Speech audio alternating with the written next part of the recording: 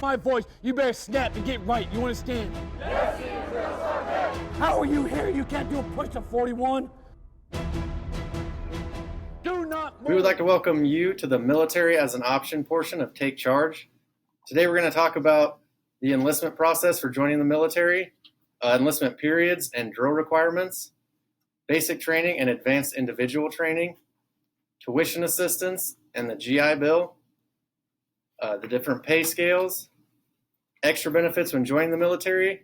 We're also going to talk about the service academies and ROTC. With that, I'm going to turn it over to Sergeant Campbell to talk about the enlistment process. Introduction to the process.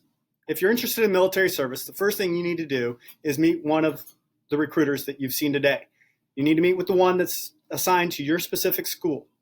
One of the first things we're going to talk about with you is your ASVAB score. The ASVAB is the Armed Service Vocational Aptitude Battery. It is a 10-part test that allows the military to determine your aptitude to learn certain jobs.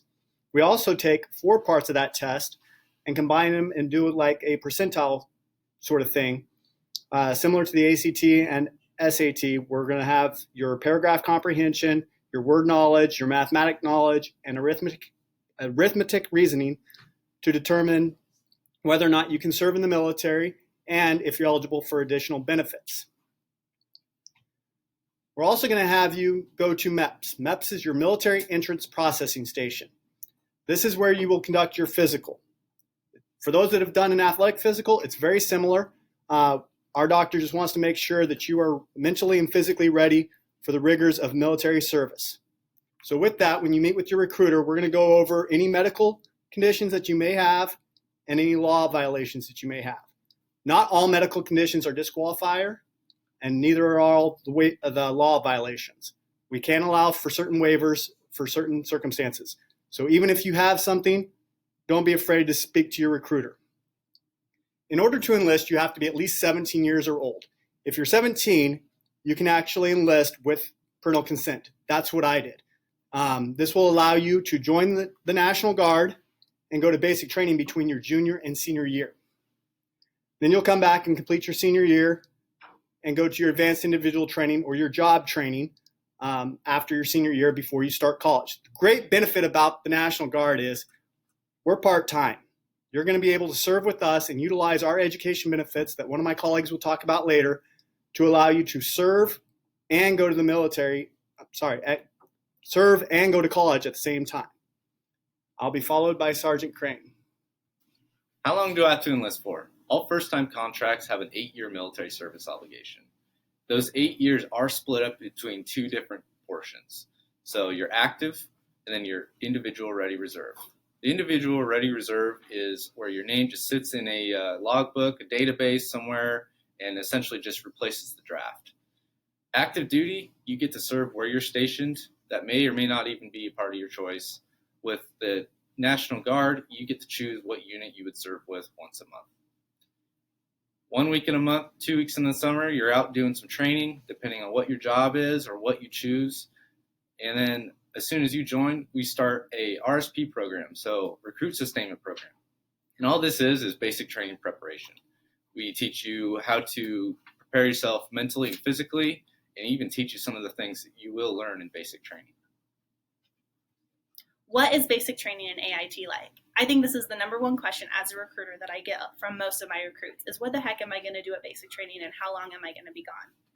Basic training is 10 weeks in length and it covers all of your basic soldiering skills. You are going to learn all the way from marching properly, how to salute, how to sing cadence, to climbing a confidence wall, and how to hold a weapon properly and shoot it the correct way. Don't worry, we have a lot of physical fitness stuff ready for you as well. Check out this short film on what basic training is like right now.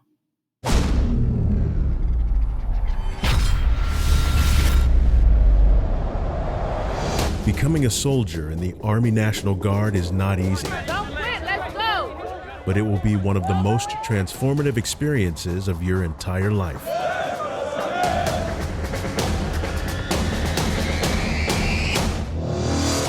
It all starts with Basic Combat Training, or BCT.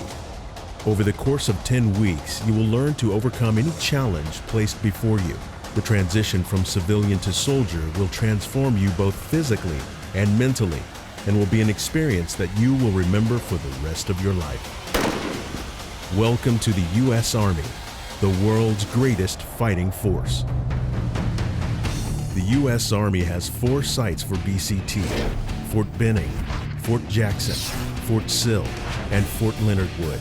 As a National Guard soldier, you will train alongside active duty and reserve component soldiers alike. And together with your battle buddies, you will learn the Army's stringent combat standards. Now that you've seen what basic training is like, after you graduate, you go on to AIT. AIT is your Advanced Individual Training. This is where you're going to learn your MOS, which is your military occupational specialty that you chose at the time of enlistment.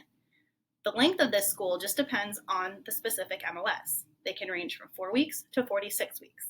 In most cases, some of these MOSs will help you gain civilian accreditation in the future as well. All right, next I'm going to turn it over to Sergeant Keck. The Nebraska Army National Guard is a dual mission organization, meaning we answer to both the President and the Governor. The federal and state tuition assistance is money that is paid directly to the school and is an opportunity to have 100% of your college tuition paid for. The Montgomery GI Bill is money that is paid directly to you each month that you are a full-time college student. The GI Bill kicker is an additional source of income based on getting above a 50 on the ASVAB. Next, I'm going to have Sergeant Smith talk about military pay. Next, we're going to talk about the military pay scale. The pay scale is the same no matter what branch you join. There are 2 separate pay scales, the enlisted pay scale and the officer pay scale. In order to become an officer, you have to have a college degree. So if you were to join, you would join with the enlisted side. As an E2 for the National Guard, for 1 weekend, your Saturday, Sunday, once a month, you would make approximately $250. For your annual training in the summer, it's 2 weeks, and you make approximately $942. Then while you're at basic training in AIT, you're actually considered active duty during that portion of training. So $1,884, that's how much you would make in 1 month while you're at training. Next, we're going to have Sergeant Campbell talk about the extra benefits of joining the military. Extra benefits of being a citizen soldier in the Guard or military service in general. First off, we get military discounts. These can range from 10 to 20% off of your meal or 10% off at some of your local shopping facilities. You can even sometimes get up to 50% off for showing up in uniform. So that's kind of nice when you take your family of 4 out to dinner after work. We also have tax-free shopping. You can do that at any military base, to include Offutt Air Force Base, or online at our military store. I know none of you are really concerned about health, life, and dental insurance at this time in your life, but military benefits are meant to grow with you as you progress in your career. As a father of 2 children myself, I'm very fortunate to be able to utilize the health and dental insurance at a discounted rate. I'm sure you've all seen those planes and helicopters flying around and wondering what they're doing. We're obviously doing missions throughout the United States, and if there's an open seat on it, you can actually fly on it for being a military member yourself. It's called Space Available Travel, and it's free for you to use to go to any of the 54 states and territories. One of the biggest benefits of any military service is your increased markability. What that is when you apply for civilian jobs after high school, you're going to be competing against up to 100 different people that have done the same exact volunteer work, had similar GPA, same degree, everything's going to be the same. And those employers are going to look at a way to try and knock it down to about 10 people to actually interview. One great way to kind of help separate yourself from the pack is military service. Less than 1% of the population serves in the United States military. That's one great way to separate you from the rest of the people that you're applying against. Civilian employers understand that military service brings with it a hardworking attitude, the ability to show up to the workplace on time, and drug and alcohol free. They also understand that you're going to be able to take orders and work as part of a team. So it's some highly desirable traits. All right, service academies. Service academies are 4-year military colleges, and they are one of the 3 ways to become an officer in the military. There are 3 of them. So West Point belongs to the Army, and that's in West Point, New York. The Air Force Academy is in Colorado Springs, Colorado, And the Naval Academy, which belongs to both the Navy and the Marines, is in Annapolis, Maryland. In order to qualify, it's a very competitive process. So first off, you need no major law violations. So if you're out robbing banks, you're probably not going to get in. You need to have a high ACT or SAT score. We typically use ACT here in Nebraska. You do need a high GPA. The bare minimum is a 3.5, but if you have a 4.0, your chances are much better. You also need to petition to your local government. So reach out to a state senator, U.S. senator, and usually they'll ask for a bio about you in order to give you a letter of recommendation to get into the military academy. All right, so if a service academy isn't in your future, we do have ROTC. ROTC is Reserve Officer Training Corps. ROTC is available at most four-year colleges. What ROTC is that it is a commissioning program, which means that you can graduate from a four-year college and commission into an officer within the Army National Guard. What doing ROTC means is just taking extra elective classes along with the classes that you're already taking that you're pursuing your degree in. They're extra leadership and military courses that just kind of show you the life of being a leader within the Army National Guard. Once you graduate from college, then you do commission as a second lieutenant within the Guard. If this is something that you are interested in, working with a recruiter to get into this program when you are applying for colleges, we do also have full-time recruiting staff that will work alongside you to make sure that this program is something that's going to work for you and help apply for scholarships that we do also offer. I'm Staff Sergeant Brian Campbell. I'm the military recruiter for Lincoln Southeast and Bryan Community Focused High Schools. I have been serving in the Nebraska Army National Guard for 21 years. I enlisted as a high school junior, 17 years old. Went to basic training before my senior year. I've utilized the Guard to help pay for my college as well as that of my wife's. I'm currently married with two young kids attending Roper Elementary. Throughout my service with the Nebraska Army National Guard, I have been on a combat deployment, a peacekeeping deployment, and I've helped out with 2 different floods, a blizzard, a tornado recovery, and even a hurricane recovery. I'm Sergeant Cody Keck. I represent Lincoln Southwest and Lincoln High School. I joined the Nebraska Army National Guard at age 17, the summer between my junior and senior year of high school as a military police officer. I've been in now for about 9 years, and I've used the National Guard to travel overseas. I've used it for education benefits, and I've also used it for leadership development. My free time, I like to stay active by lifting weights, participating in combat sports, and reading books. Hey North Star, this is Sergeant Sam Crane with the Nebraska Army National Guard.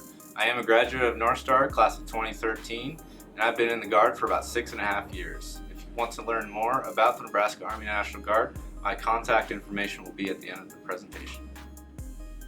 I'm Sergeant First Class Aaron Smith with the Nebraska Army National Guard.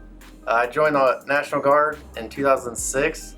I joined as a carpenter, and I spent 11 years in an engineer battalion where I did 1 deployment to Afghanistan. Then I worked for an emergency response team called the SURF-P to get called up to tornadoes and hurricanes and things like that. I'm married with 3 kids, and I am the recruiter for Lincoln East. I'm Sergeant Nicole Havlovic. I have been in the National Guard since 2011. When I first joined, I joined to take advantage of the school benefits so I could continue to go to college and get my degree. I joined as a 92 Whiskey, which is a water treatment specialist, which then I transitioned into the second female in the state of Nebraska that has gone through combat arms training, along with being a full-time recruiter. I am the Lincoln Northeast and Lincoln High recruiter and also a Rockets alumni. Go Rockets! If you are interested in learning more about the Nebraska Army National Guard, contact your school representative listed here. You will be given a feedback sheet via QR code. On that, your feedback allows us to better present to your peers in the future. On there, it'll ask if you are interested in learning more about the Nebraska Army National Guard. If you circle no, we will not contact you. Again, I want to thank you for your time and tuning in to our presentation.